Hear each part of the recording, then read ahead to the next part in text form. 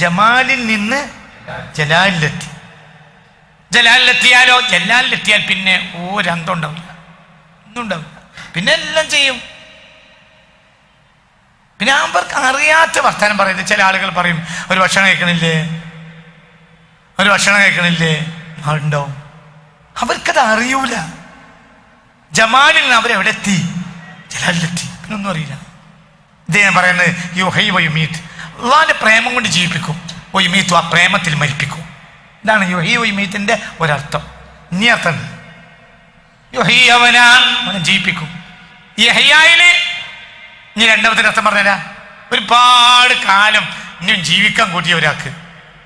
എന്തിന് അത്രയും കാലം ഇബാദത്തെടുക്കണം? യുഹൈ, ഒരാൾക്ക് മരിക്കാൻ കൂടി. അള്ളാനെ കാണണം, അവന്റെ പ്രേമത്തിൽ ജീവിപ്പിച്ച് അവന്റെ പ്രേമത്തിൽ മരിപ്പിക്കും. ചില ആളുകൾ പ്രേമത്തിൽ ജീവിക്കും. അസ്രായേൽ വന്നാലും കുറച്ചുകൂടി ആയുസ് കിട്ടിയെങ്കിൽ തോന്നും. എന്തിന്? പ്രേമത്തിൽ ജീവിക്കാൻ. തഹജ്ജുദ് അവന്റെ പ്രേമമാണ്. ഒരാളോ അയാൾ മരിക്കാൻ കുടിക്കുക, അതാണ് പ്രേമം.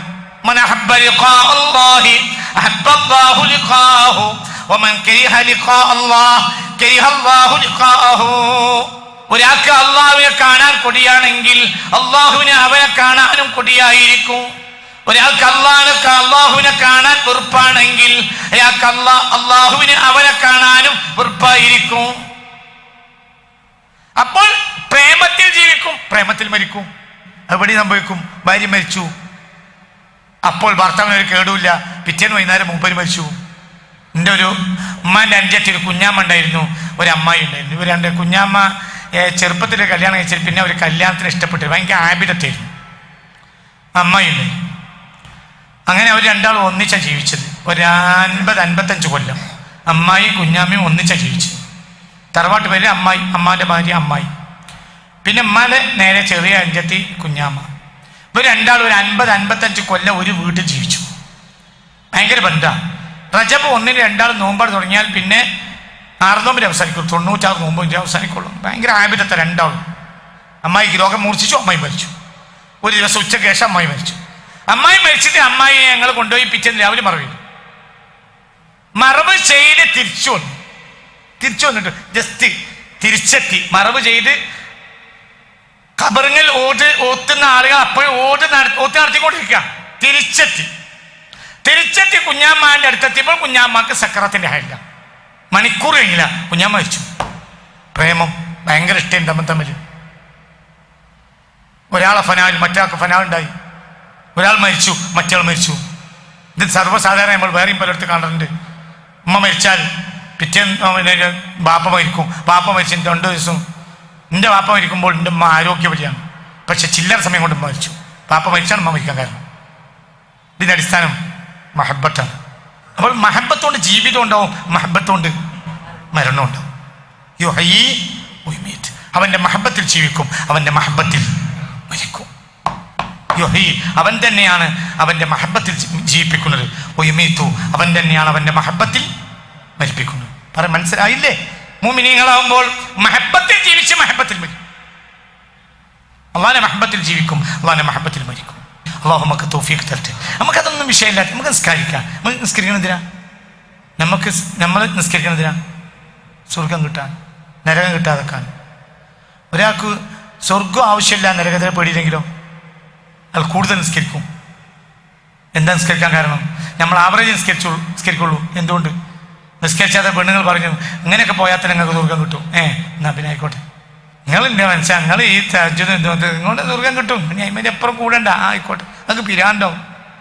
നിങ്ങൾ ഈ 5 വക്ത് നിസ്കാരം മറ്റും പള്ളി കമ്മിറ്റിയിലും മദ്രസയിലും ഒക്കെ ഉണ്ടല്ലോ. നിങ്ങൾ വേറെയും കാര്യം മൂല്യരും തങ്ങളൊക്കെ ഉണ്ടല്ലോ. നിങ്ങൾക്ക് ഇങ്ങനത്തെ പോയാൽ തന്നെ സ്വർഗം കിട്ടും.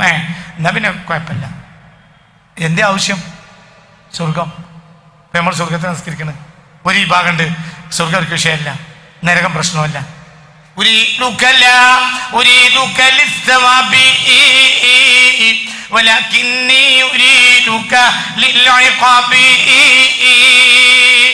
وكل مآربي قد نلت منها سوى ملذوذ وجدي بالعرب أريدك للثواب വലകിന്നി ഉരീദുക ലിൽഇഖാബി ഉരീദുക റബ്ബേ എനിക്ക് നിന്നെ വലിയ ആഗ്രഹമാണ് ലാ ഉരീദുക ലിസവാബി നിന്നെ കൂലിക്ക് വേണ്ടി ഞാൻ ആഗ്രഹിക്കുന്നില്ല എനിക്ക് കൂലി വേണ്ട പിന്നെ എന്തിനാ ഞാൻ നിന്നെ ആഗ്രഹിക്കുന്നത് വലകിന്നി ഉരീദുക ലിൽഇഖാബി ഇതുവരെ എന്നെ ശിക്ഷിക്കാത്ത നീ ഒരിക്കലും എങ്കിലും എന്നെ ഒന്ന് ശിക്ഷിക്കാൻ വേണ്ടിയാണ്. മൻസൂർ ഹല്ലാജിന്റെ ബെയ്ത്താണ്. ഇദ്ദേഹത്തിനെയാണ് ലോകം തലവെട്ടിക്കൊണ്ടത്. മൻസൂർ ഹല്ലാജ് റോഡ് സൈഡിൽ പോലുമല്ല, ആരും കാണാത്തടത്ത് കൊണ്ടുപോയി മറവ് ചെയ്തു. ബഗ്ദാദിലെ ഒരൊഴിഞ്ഞ മൂലയ്ക്ക് നൊഴിഞ്ഞ ഒരു ഖബറിന്റെ ഉള്ളിലാണ് മൻസൂർ ഹല്ലാജിന്റെ മഖ്ബറ റളിയല്ലാഹു അൻഹു. വണ്ടി വരെ പോവില്ല അങ്ങനത്തെ രീതിയിൽ മരിച്ചിട്ടും ആർക്കും വേണ്ടാത്ത ദൂരെ പോയി കിടന്നു.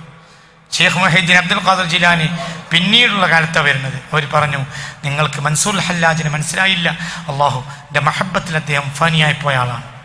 ഞാനെങ്ങാനും അന്ന് ജീവിച്ചിരിപ്പുണ്ടെങ്കിൽ ഈ ലോകത്തൊരാളെയും ആ മനുഷ്യന്റെ രോമത്തിൽ തൊടാൻ ഞാൻ സമ്മതിക്കുമായിരുന്നു. ഇത് മൻസൂർ ഹല്ലാജിന്റെ ബെയ്ത്ത.